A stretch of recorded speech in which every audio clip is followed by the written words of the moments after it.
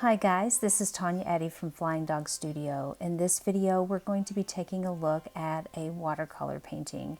Now, I do have in a previous video, and I'm going to link that below, explanation of how I do watercolor and a list of the brushes that I use. The brushes I use for this are from Aaron Blaze, and that website is Creature Art Teacher. You can usually buy them in a pack, and you'll see in this piece that I have a watercolor texture. That is a photograph that is available in that pack if he still has that on his website. He usually sells them together.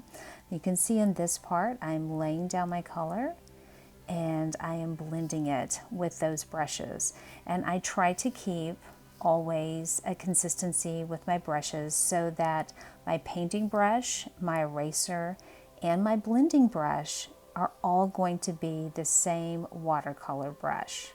That keeps consistency, and you're going to see right here I do a leaf and then I'm going to erase that out because you'll notice that there it goes.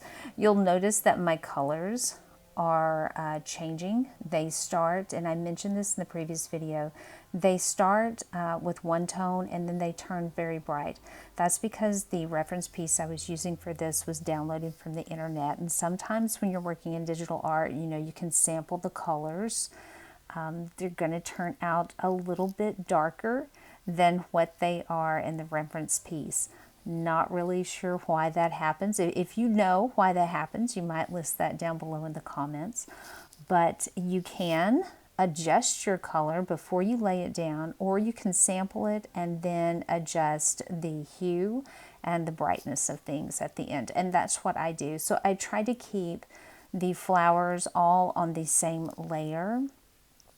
That way I can come back and adjust the highlights and everything on that same layer. So that's why you saw the leaf go in and then I backed it back out. I decided I wanted to put that on a layer that just has blues and greens, and it makes it much easier to adjust those colors at the end.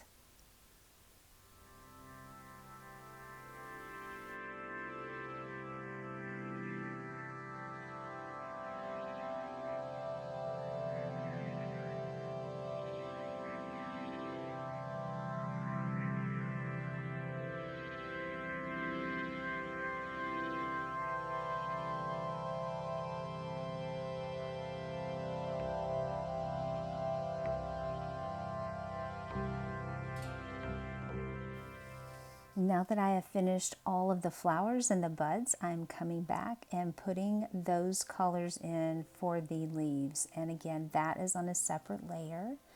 And you'll see as I finish each little section, I will come back with that blending brush, set to the watercolor mode, and blend each section. And I'm not going over all of the color. I am only blending where the colors are juxtaposition or come together. Now, if you'll see that green leaf right in the center, you will notice that's where I start. Some of the edges are beginning to look a little blurry and a little bit fuzzed out. And that is because I am taking that watercolor brush, going right along the edges, and that allows me to take some of those elements and put them out of focus. So I have taken all of my layers and I've combined them down, merged them down, right with the background layer that I did the very first thing previously. And that allows me to take some of the background and blur it in with the edges of the leaves and the buds. And that will allow me to create some depth in the piece, because when you're looking at things close, they're in focus, and as they move away from us, they get out of focus. And so being able to blend those edges will allow you to do that in a piece to create the depth to make it a little more believable.